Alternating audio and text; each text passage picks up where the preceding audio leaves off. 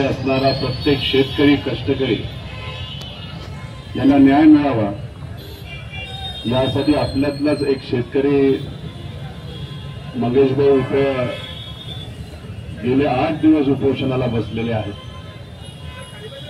सुरुवातीला या राज्याचा नागरिक म्हणून एका शेतकऱ्याचा मुलगा म्हणून तुम्ही शेतकऱ्यासाठी लढत आहात, पण तुमचं आरोग्य पण तितकंच महत्वाचं आहे।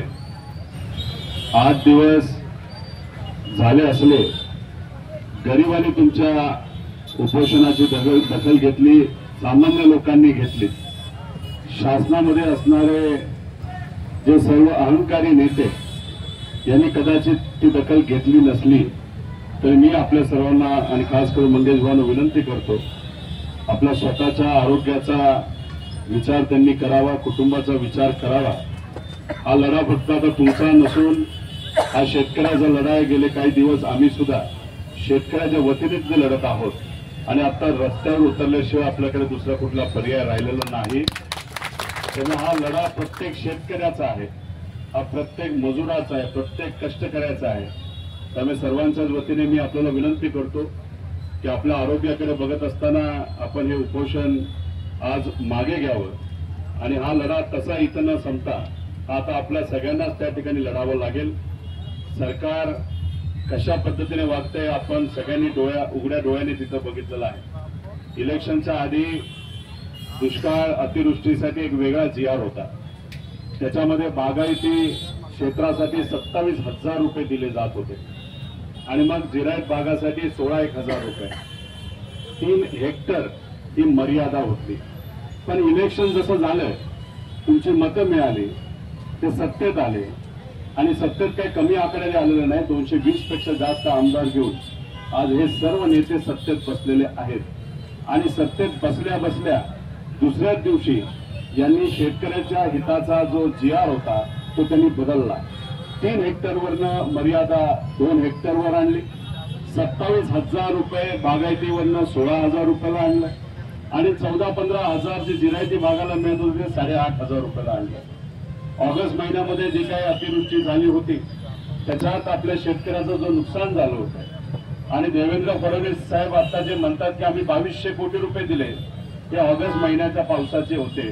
ते किती शेतकऱ्याला दिले होते? या महाराष्ट्रातल्या 31 लाख शेतकऱ्याला दिले होते।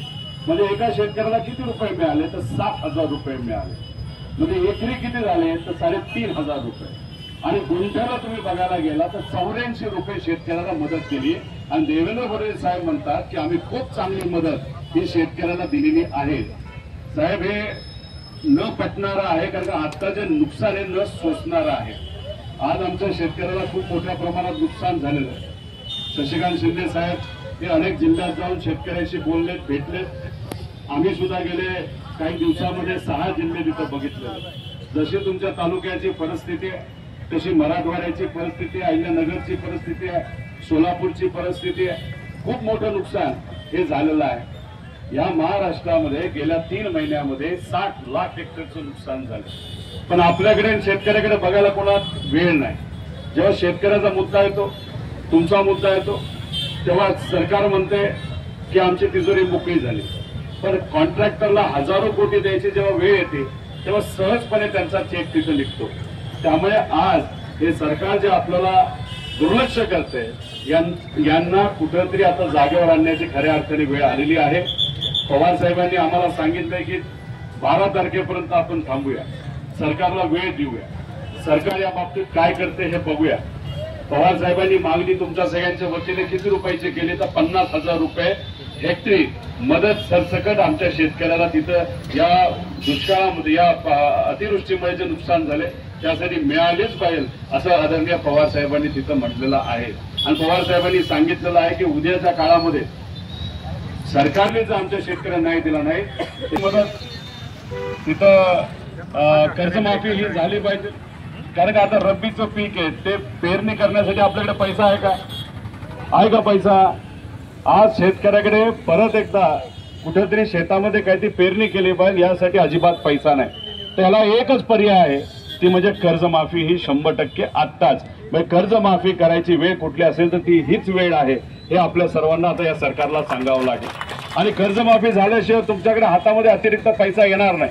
अहो तुम्ही बँक सोडा, तुम्ही तिथं व्याजावर सुद्धा पैसा घेतलेला आहे आणि मग तो पैसा घेतल्यानंतर परतफेड कसे करायची असा प्रश्न आमच्या शेतकऱ्यांसमोर आहे।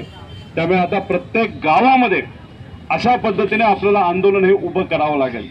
हे आंदोलन शेतकऱ्यांसाठी, कष्टकऱ्यांसाठी असणार आहे, आमच्या मजुरासाठी असणार आहे। कारण शेतकरी जसा अडचणीत आलेला आहे तसा मजूर सुद्धा अडचणीत आलेला आहे। मजुराला शेतात जाऊन करायचं काय हे सुद्धा आज माहित नाही, का शेतात पिकं राहिली नाही। मग उद्या जाऊन आपल्याला सरकारकडे जसं शेतकऱ्यासाठी आपण सर्वजण लढतोय तसं आता आपल्याला मजुरासाठी सुद्धा लढावं लागेल। 50,000 रुपये हेक्टरी मदत सरसकट आमच्या शेतकऱ्याला जसं मागतोय तसं एका कुटुंबाला मजुराच्या हे 20, 22, 25,000 रुपये हे दिलेच पाहिजे अशी सुद्धा मागणी येत्या काळामध्ये आपल्या सर्वांना तिथं करावी लागेल। त्याच्याचबरोबर मंगेश भाऊंनी जी मागणी इथं केली, ओला दुष्काळ जाहीर झाला पाहिजे, त्याच्या मागचं कारण एकच आहे की आमच्या शेतकऱ्याची जी मुली आहेत आज तिथं कॉलेजमध्ये जातात, पण कॉलेजची फी देण्यासाठी आमच्याकडे पैसा नाही। मग सरकारने सुद्धा या बाबतीत लक्ष देण्याची जरूरत आहे। उद्या जाऊन आपल्याला जे काही सेस असतो तो सुद्धा माफ झाला पाहिजे आणि त्या अनुषंगाने ओला दुष्काळ हा जाहीर झालाच पाहिजे अशी आमच्या सगळ्यांची तिथं मागणी आहे। आता ह्याच्यात काही लोक म्हणतात की ओला दुष्काळ असा शब्दच नाही। अहो पण विरोधी पक्ष नेता असताना याच्या आधी तुम्ही तो शब्द वापरला होता, तुम्ही स्वतः पत्र लिहिलेलं आहे की ओला दुष्काळ हा जाहीर झाला पाहिजे। मग आज सत्तेत आल्यानंतर असं काय बदलतं की आमच्या शेतकऱ्याला, कष्टकऱ्याला, मजुराला तुम्ही विसरून जाता? त्यामुळे त्यावेळेस तुम्ही विरोधी पक्ष नेता असताना तिथं जर तुम्ही ओला दुष्काळाची मागणी केली होती, आमची आत्ता सुद्धा तीच मागणी आहे। कारण आत्ताच्या इतिहासामध्ये इथं कुणी जर 100, 50, 90, 85 या वयाच्या व्यक्तीला तुम्ही विचारा, ती व्यक्ती म्हणेल एवढं नुकसान आजपर्यंत कधी झालं नव्हतं जेवढं या पावसाळ्यामध्ये तिथं झालेलं आहे। आणि एवढं नुकसान आता तिथं झालं असेल तर मदत सुद्धा आम्हाला भरीव मदत तिथं झाली पाहिजे अशी आमच्या सगळ्यांची तिथं मागणी आहे। असे अनेक मुद्दे आहेत। त्यामुळे मी परत एकदा आपल्या सर्वांच्या वतीने एका शेतकऱ्याच्या मुलाला, एका युवा शेतकऱ्याला मंगेश भाऊंना विनंती करतो की तुम्ही तुमचं हे उपोषण हे मागे घ्यावं। आम्ही कलेक्टरांशी बोलू, कमिशनरांशी बोलू, आम्ही मंत्र्यांशी बोलण्याचा प्रयत्न तिथं करू, पण आतापर्यंत जे काय आम्ही बोललोय ते त्यांना ऐकू गेलंय का नाही आम्हाला माहित नाही। कारण कधी कधी झोपलेलं सरकार म्हणण्यापेक्षा झोपेचं सोंग घेणारं हे सरकार आहे आणि यांना काही पडलेलं नाही। त्यांना असं वाटतं की आता शेतकरी चिडायला लागलाय, शेतकरी रस्त्यावर उतरायला लागलाय, यांच्यासारखे काही कार्यकर्ते आता उपोषण करायला लागलेत। मग आता मीडियावरचं लक्ष हे कुठेतरी दुसरीकडे गेलं पाहिजे। मग मधूनच विषय काय आणायचं, I love Muhammad, I love Mahadev, त्यानंतर मध्येच कोणतरी खालच्या लेवलला एखादा आमदार येतो आणि दुसऱ्या नेत्याबद्दल खालच्या लेवलला जाऊन बोलतो। परत मुंबईमध्ये आपण जर बघितलं तर तिथं एक कोणीतरी उत्तर म्हणतं की बाळासाहेब ठाकरेंबद्दल काहीतरी बोलून जातं। मग हा सरकारमध्ये असणारा सत्तेतल्या लोकांचा मुद्दामून खेळ आहे की तुमच्याकडे म्हणजे शेतकरी ग्रामीण भागाकडे लक्ष मीडियाचं जाऊ नये। एक तर मराठी मीडियांचं अभिनंदन केलं पाहिजे की तुम्ही आजपर्यंत आमच्या शेतकऱ्याची बाजू तिथं घेतलेली, याच्या पुढे सुद्धा तुम्हाला तशीच बाजू घ्यावी लागेल।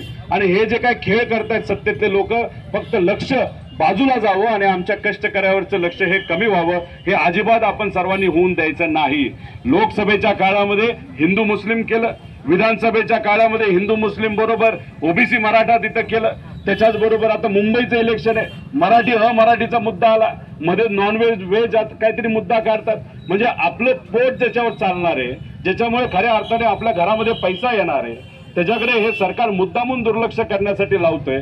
समाजामध्ये वाद निर्माण केला जातोय आणि आज आपण सर्वजण अडचणीत आलेला आहे आणि यासाठी आपल्या सर्वांना एकत्रित रस्त्यावर यावंच लागेल आणि लढावंच लागेल। आणि मी आदरणीय पवार साहेबांच्या वतीने, आता शशिकांत शिंदे साहेब आपल्याला मार्गदर्शन करतील पक्षाच्या वतीने, आणि महाराष्ट्राचा एक कार्यकर्ता म्हणून, एक नागरिक म्हणून, शेतकऱ्याचा मुलगा म्हणून, जोपर्यंत आमच्या शेतकऱ्यांना न्याय मिळणार नाही तोपर्यंत रस्त्यावर उतरून लढण्याची वेळ आली तरी आम्ही सर्वजण तिथं तयार आहोत। आणि मंगेश भाऊंना परत एकदा, तुम्ही जो संघर्ष उभा केलेला आहे हा संघर्ष आता महाराष्ट्राने तिथं बघितलेला आहे।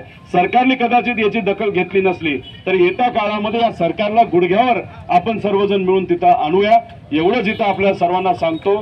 तुमच्या आंदोलनाला आम्ही पाठिंबा देतो, उपोषणाला पाठिंबा देतो, पण देत असताना एक युवा नागरिक म्हणून तुम्हाला विनंती करतो की जेव्हा आपल्याला लढायचं असतं आणि एखादं सरकार हे समजा जर माजलेलं सरकार असतं, सामान्य लोकांचं जेव्हा त्यांना घेणं देणं पडलं नसतं, या ह्याच्या उपोषण हा विषय आहे पण रस्त्यावर उतरून मोठा लढा लढणं हे पण तितकंच महत्वाचं आहे. त्यामुळे आरोग्याची काळजी घ्यावी.